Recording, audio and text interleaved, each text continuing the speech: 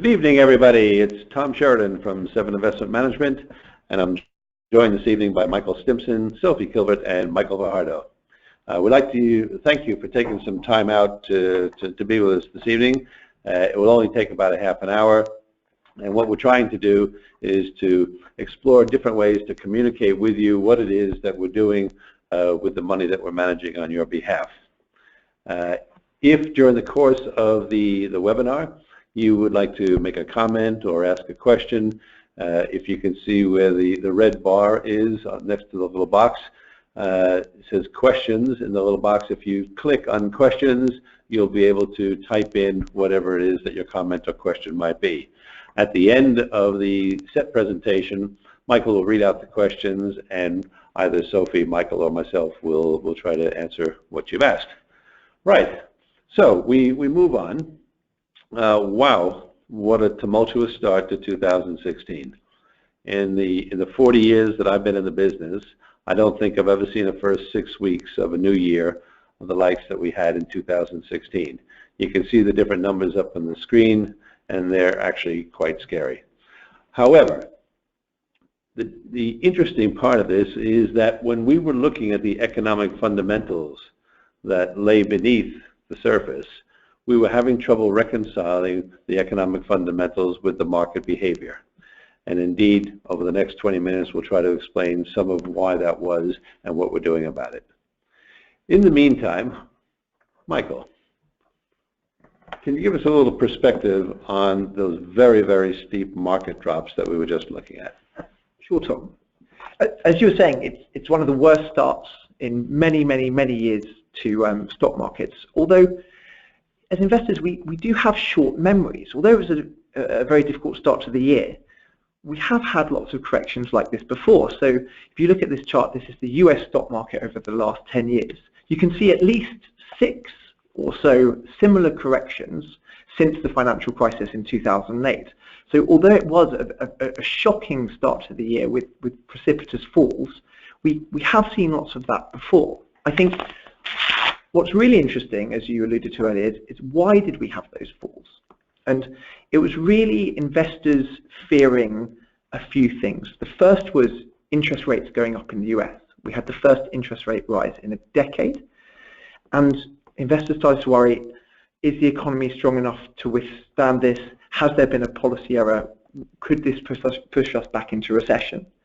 There were also the oil price falls. People were worrying, has this fall in oil price been due to a lack of demand, and is that potentially a sign of things to come? It was quite an amazing fall in the oil price. I mean, it went from $115 a barrel to $30 inside of 18 months. That has not been seen in my lifetime. It's a huge fall in the oil price. But it's supposed to be good news, isn't it? Well, if you dig a little deeper, what you can see is that demand for oil has actually remained reasonably steady, about growing, if anything. It's the supply where there's been a significant increase. So we've had too much supply, which has led to these fall in the oil price. Now that should be a good thing, because for most people, oil is an input cost. And for those of you who are not familiar with the oil market, it's the Yanks and their fracking activity, not to mention the Iranians coming back on stream, Iraq getting their production back up, and even places like Libya starting to produce more oil again. We also had the fears about China and that phrase hard landing, which seems to get banded around sort of every few months. When we look at China, actually, you know, the story, there's more than meets the eye. So although the manufacturing numbers are not as strong as they were in 2011, 2012, services in China, which is now half of the economy, are actually growing very, very well. So people worrying about interest rates going up, about oil price falls, about China, actually we didn't see a huge amount of that in the fundamentals. But what we saw was these sensationalist headlines like you see here on the Mail Online, sell everything. This led to a cycle of fear and then sentiment-driven falls. So the journalists have a bit to answer for. I think they do, Tom, and I think part of our job in investing our clients' money is to look through a lot of the noise that we get through the media and actually really look at the fundamentals and look where we should be investing our clients' money, particularly in these times of really increased volatility. And as fundamental investors, I think the emphasis of our portfolios and our positions at the start of the year were in Japan and in Europe, as you can see on the map. And ultimately, it was probably those positions that cost us. It's probably a good time to remind people that 7IM is a medium to long-term investment program. We're not looking to day trade. We're not looking to trade the short-term gyrations of a market. Our belief is that if we have a diversified portfolio through the course of time, 5 to 10 years plus, we should be able to provide decent returns for people on a risk-adjusted basis. But going back to what happened in January and February. Well, it's interesting that you say that and you talk about the diversified portfolios that we run for our clients, because we truly believe that actually having a portfolio where you have a mix of equities, bonds and other asset classes is what will deliver the long-term results. But when we saw at the beginning of the year, we saw correlations increase. So by that we mean the way the different asset classes react to each other, what happens when one goes down and one goes up. At the beginning and at the start of this year, what we saw is that a lot of asset classes all went down together, not just equity markets. So you might expect that the US market and the UK markets might move in a similar fashion, but we saw the oil price, we saw some high-risk bonds move in the same way as equity markets, and that's reasonably unusual and makes our job much harder. Fear can be a very powerful force. It can. Michael, so if we had positions in Japan and Europe that were under pressure during the first couple of 6 weeks of the year, talk to me a little bit about why were we there? Well, Tom, as you alluded to earlier, we were there for the fundamentals. So in Europe, we've had a very supportive European Central Bank, and we've seen over the last few years, wherever we've had quantitative easing in the world, it's been very positive for equity markets. So when you combine that with recovering earnings and attractive valuations, it makes for a really interesting investment story. Similarly, in Japan, we've had the strongest earnings growth that we've had in the last 25 years, as you can see from this chart. We've also got Prime Minister Abe and his economic reform program. We've got fiscal stimulus, and again, undemanding valuations. So these are attractive areas for long-term investors to be a part of. And indeed, during the whole of 2015, Japan and Europe were among the better performing markets in the world, weren't they? Absolutely. Right, Sophie, so if Japan and Europe were under pressure as the rest of the world were in terms of markets, are we in a recession? Is there no economic growth? No, on the contrary. I mean, this chart really puts it in. It puts what we're looking at the moment back in a historical context. What is that chart? So here we're looking at the growth in world GDP. So effectively, how large is the whole world economy? And this is in real terms, so it takes into account inflation. Looking back over the last 100 years, it's not spectacular, but I don't think it's frightening. Currently, world GDP growth is a touch over 3%. That's not all that bad. Looks kind of average to me. It's about average, Tom. Added to that, we're actually getting a lot of really good economic data coming through. So looking at unemployment, for example, in the developed markets, looking at Europe, the US, the UK, unemployment is falling. People are feeling much more confident in their jobs. In addition to that, it's not just enough to be confident in your job, but actually if you're seeing your wages grow, you're going to feel better about yourself, you're going to feel better about the economy, you're actually going to start spending, and we should see this come through in much stronger GDP. This is the one that really caught my eye, Sophie. We not only, as you mentioned before, are seeing many more people at work, but for about 4 or 5 years, the wages were flat. Yeah. And we can see over the last year or so that they've begun to pick up. With a world that is concerned about deflation, courtesy of lower commodity prices in particular, the fact that wages start to increase is very, very important to get us out of the deflationary mindset back on track into a growth with modest inflation embedded in the economy. Yep, I completely agree. And I don't think we should forget about how much 2008 scarred people. And I think people were saving more in the aftermath of that and paying down debt. I think now people are ready to start spending again. You must have been talking to my wife. No, it's just my bank balance, Tom. So, Michael, what happened to the portfolios during this period of time? Tom, we trusted our process. I think that's what we have to do. As Sophie mentioned earlier, the fundamentals have remained pretty solid, and as equities fall, valuations become more attractive. So what did we do? We held our equity positions, even adding selectively to our favoured markets, but we also put some protection in the portfolio. So in January, we added a global government bond position. In case fundamentals were to deteriorate further, we wanted the portfolios to be protected. Having started the year with reasonably high cash levels, this led to a reduction in the cash levels, and we've seen a bit of a bounce in the last month. In fact, quite a good bounce, as you can see from the screen. We've seen a lot of a bounce. As a matter of fact, the US and Europe and China are there or thereabouts where they started the year in the first place.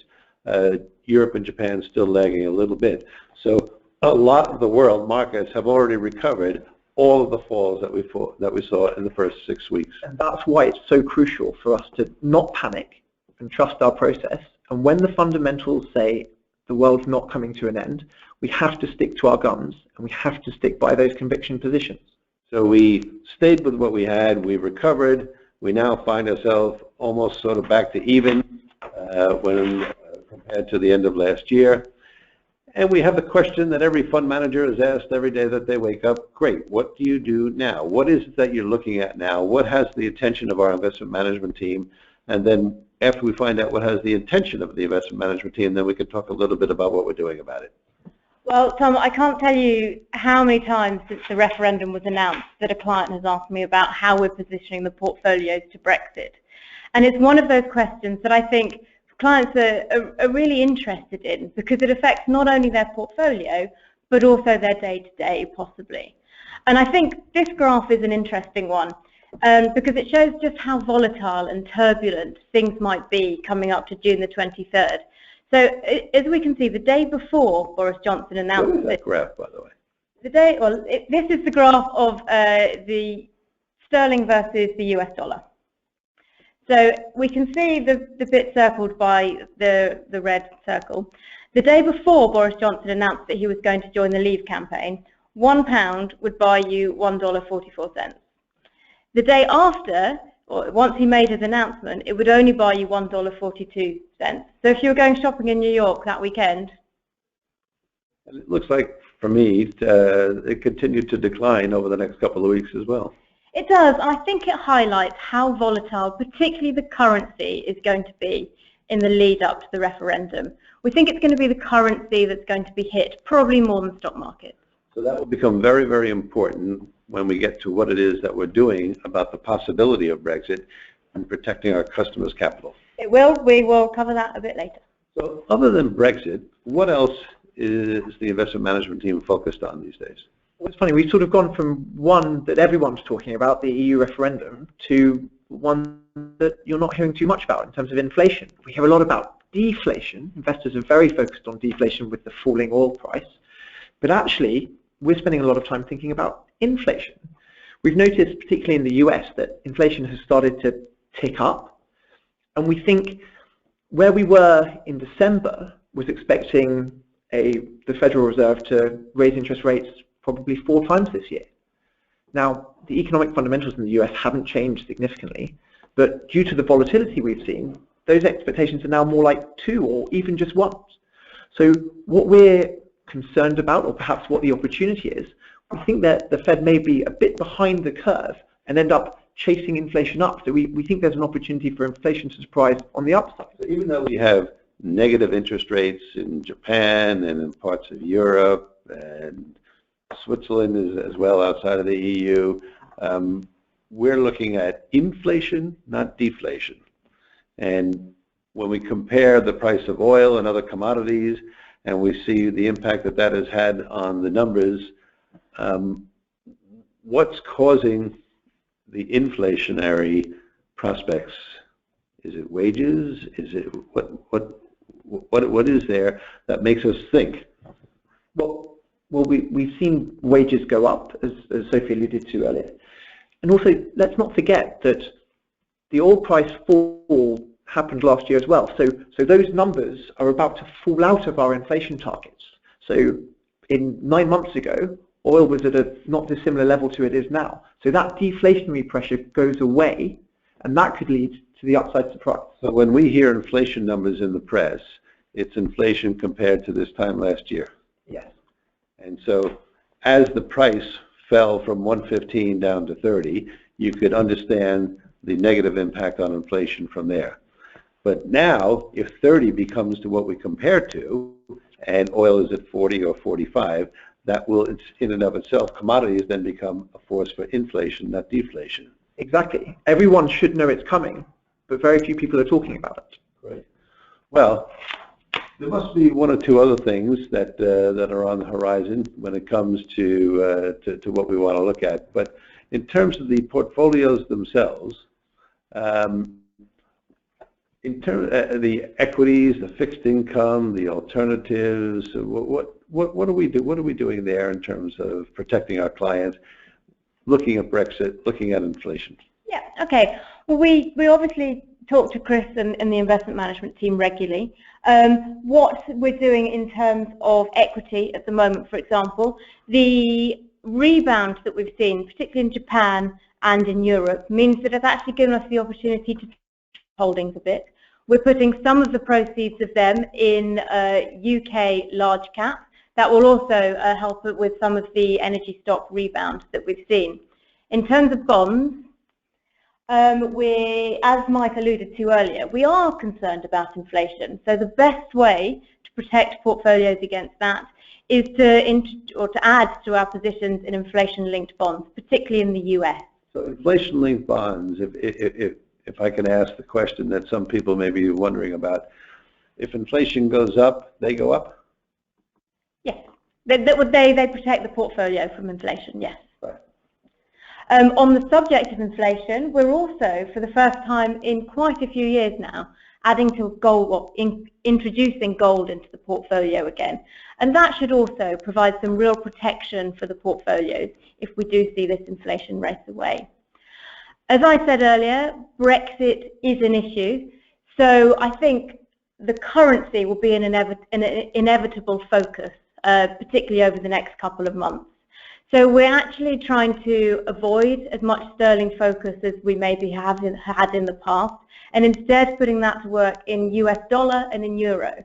We've also added to our emerging market bonds, and that also introduces the emerging market currencies in there, just to provide that extra diversification away from sterling. So if I could summarize that, we're taking some equity risk off of the table after the good rebound that we've had over the last month and a half. And some of that has gone into the fixed income markets.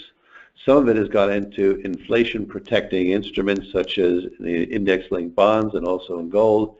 And we have a very strong position in currencies other than sterling in order to protect us against the potential for Brexit nervousness. Exactly right, Tom.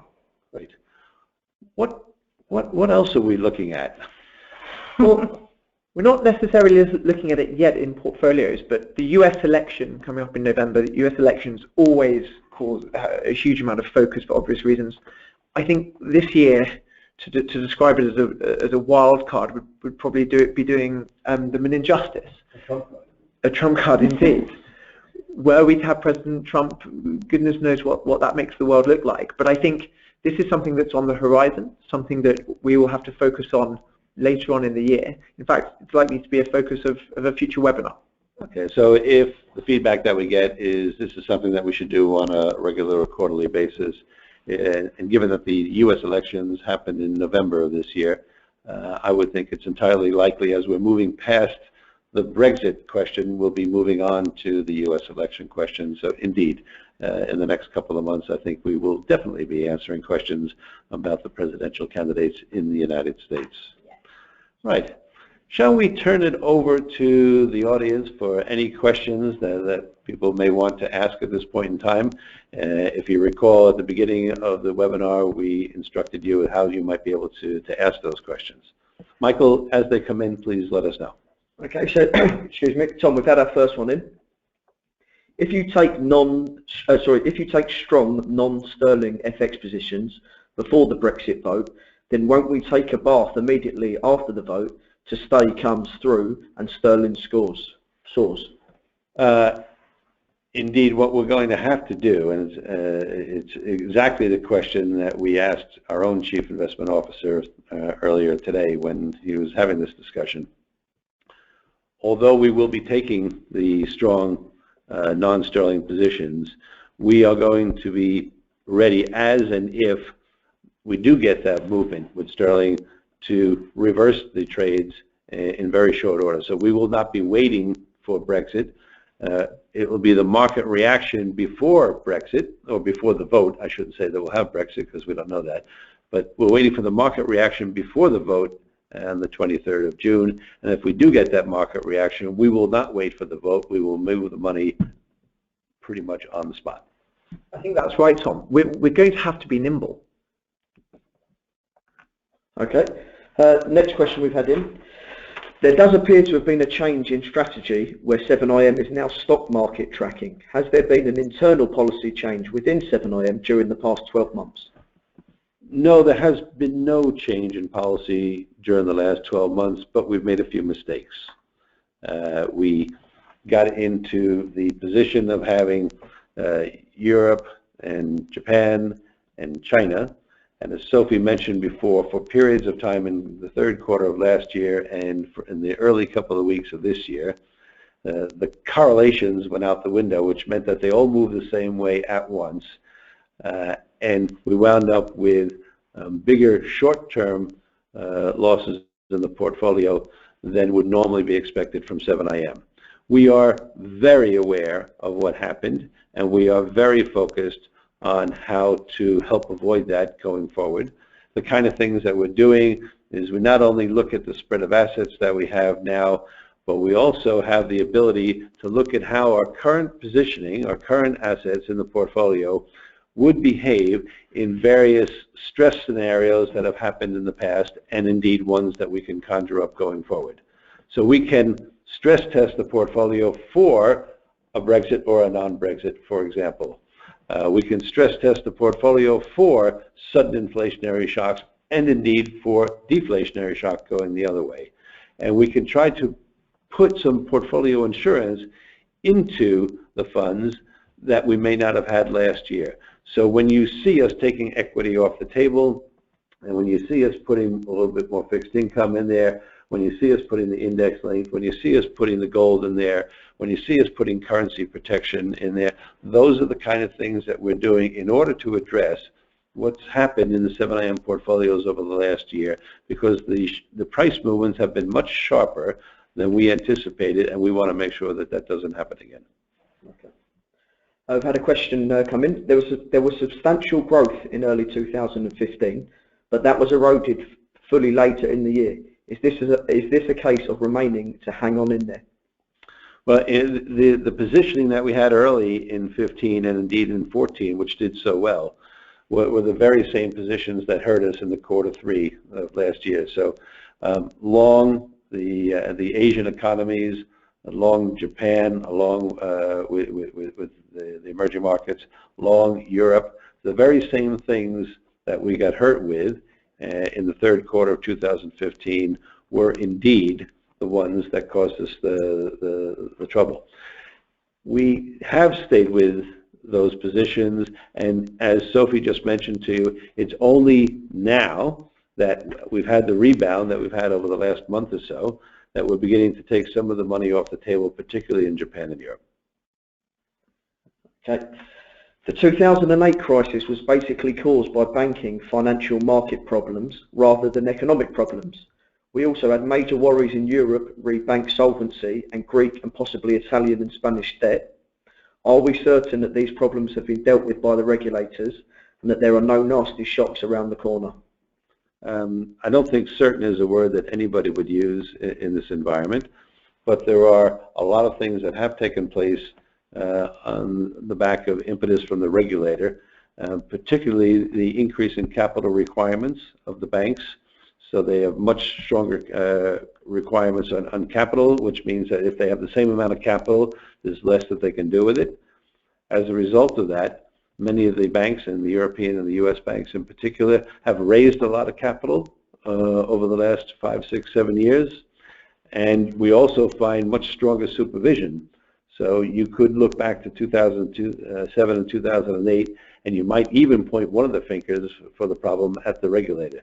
So the combination of the capital requirements increasing, actually raising capital, and increased supervision by the regulators leave us to believe that we're not going to be looking at a global banking crisis again. The other thing that they've done is, should banks get into trouble right now, the bondholders of those banks are going to have to foot the bill before the governments do, and that's another very significant change over what we saw back in 2008. As far as Greece is concerned, we probably are going to have that problem again, because they haven't actually solved it yet. Greece still has more debt than it's going to be able to pay off, and our belief is, until they get their heads around writing off some of that debt, that they're still going to be looking at occasional repetitive Greek problems. Interestingly, they may have a scenario right now which gives them an opportunity to solve it. With the Syrian migrants moving into Greece, and the European Union needing Greece to manage the distribution of those people throughout the continent, this might be an opportunity for a quid pro quo, which would enable the EU to write off some of the debt in exchange for Greece's cooperation with the Syrian migrants. Whether that happens or not remains to be seen. I sincerely hope that they do take an opportunity such as that in order to once and for all resolve the Greek crisis. Great. We've got time for one last question. Can you talk about where you see interest rates going over the next 2 years and what effect this will have on equity markets? Michael, you want to take a shot at that one? Yeah, I mean, I think, as we mentioned earlier, interest rate expectations have come down in the first 3 months of this year. I think we still expect interest rates to go up, but it's going to be a slow, steady, gradual approach that will be well telegraphed by the central banks. What does it mean for the portfolios? Well, let's not forget, when interest rates are going up, it's because we're at the beginning of a growth cycle. It's because our economies are growing quickly enough to withstand higher rates. This tends to be good for risk assets. This tends to be good for equity markets. And so we think interest rates are going to go up. We think they're going to go up slowly, and we think that will be supportive for equity market prices. There's one thing I could add to that. I think central bankers are so afraid of deflation, because they don't really know what to do with deflation, that they'd rather see some inflation. So I suspect that they'll be a little slower than they normally might be to raise rates, so that inflation gets well and truly re-embedded into the system before they get too keen to be raising rates. So we're not expecting very much in the way of rate rises at all. You could also ask the question is, are they going to have deeper negative rates? And I think we've probably also seen the limits of what they're about to do there. So no, I don't think so there. So if that's it for the questions, can I just say thank you very much for taking the time from your evening to join us. If this is a forum which you find useful for us to communicate with you, by all means, please drop a line or a call to Sophie or Michael, and we would be more than happy to hear what your feedback is. And we thank you very much for supporting 7IM, and we hope to see you or hear from you in a couple of months. Thank you. Thank you. Thanks so Good much. night.